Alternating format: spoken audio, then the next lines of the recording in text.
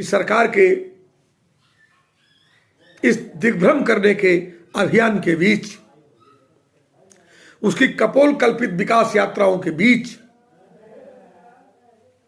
हम लोगों को अपने सच के साथ खड़े होना होगा। भ्रष्टाचार के खिलाफ खड़े होना होगा। वर्षों में लूटे गए अरबों रुपए की रिकवरी और उसकी अदायगी के लिए लड़ना होगा। 45वें 46वें श्रम सम्मेलन में दिए गए अधिकारों, अस्थायीकरण, न्यूनतम वेतन, प्रोविडेंट फंड, ईएसआई जैसी सुविधाओं के लिए लड़ना होगा। ग्रेजुएटी, सामाजिक सुरक्षा, मातृत्व अवकाश, वार्षिक अवकाश, इसके लिए लड़ना होगा। काम की सीमा और उसके घंटों के लिए लड़ना होगा। और हम जानते हैं कि सरकार के सारे तमाशे पर हमारा शोषण और हमारी भूख भारी है, और हम अपनी भूख और अन्याय के खिलाफ सत्ता से लड़ेंगे। और हम पूरी ताकत के साथ 31 जनवरी, 1 फरवरी और 2 फरवरी को राजधानी को अपने नारों की गूंज से दहलाएंगे और अपने हक हकूक के लिए बहरी और सोई हुई सत्ता को जगाने का काम करेंगे।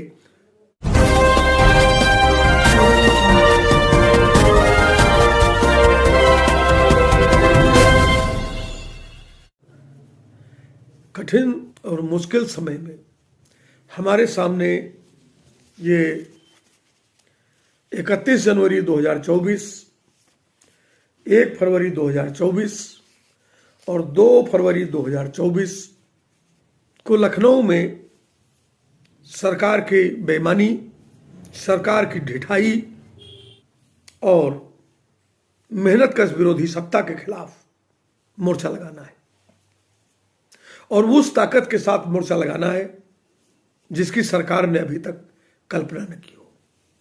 7 डिग्री टेम्परेचर है, 6 डिग्री टेम्परेचर है, कहीं कहीं 3 डिग्री टेम्परेचर है, लेकिन किसान इसके बावजूद खेत में पानी लगा रहा है और अपनी खेत की रखवाली के लिए, जानवरों से उसको बचाने के लिए रात रात भर खेत की मेड़ में जाग रहा है।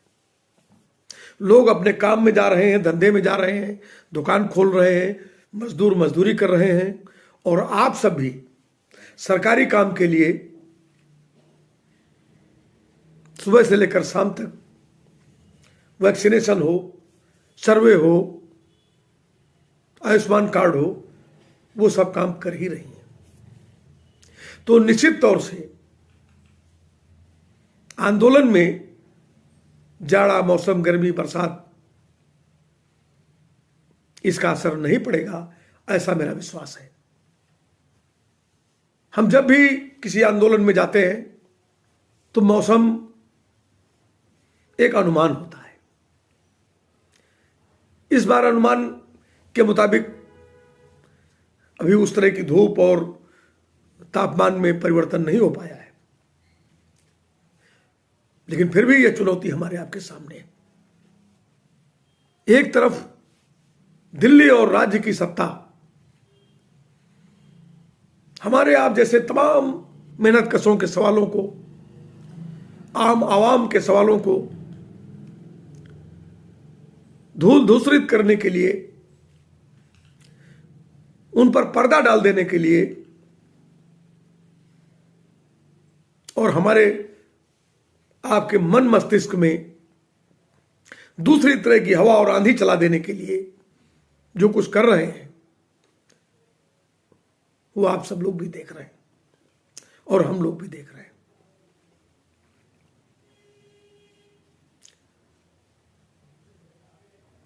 यह बहुत मुश्किल समय है जब सत्ता जनता की जवाबदेही छोड़कर, जनता की बेहतरी की जवाबदेही छोड़कर मजदूरों, कर्मचारियों, स्कीम वर्कर्स के सवालों को सुन करके उन्हें हल करने के बजाय, उनकी रोटी रोजी के मसले हल करने के बजाय, उनके बच्चों की शिक्षा, चिकित्सा, दीक्षा के मसले हल करने के बजाय वो दूसरे विषयों पर केंद्रित हो जाए। तो निश्चित तौर से हमें मानकर उस ताकत का संयोजन करना होगा, वह शक्ति संचित करनी होगी, उस ताकत के साथ सत्ता के खिलाफ खड़ा होना होगा, जिससे कि हम उसे बाध्य कर सकें अपनी बात सुनने के लिए। इसलिए आप सबसे हम अपील करते हैं कि सरकार के इस दिग्भ्रम करने के अभियान के बीच, उसकी कपोल कल्पित विकास यात्राओं के बीच, हम लोगों को अपने सच के साथ खड़े होना होगा,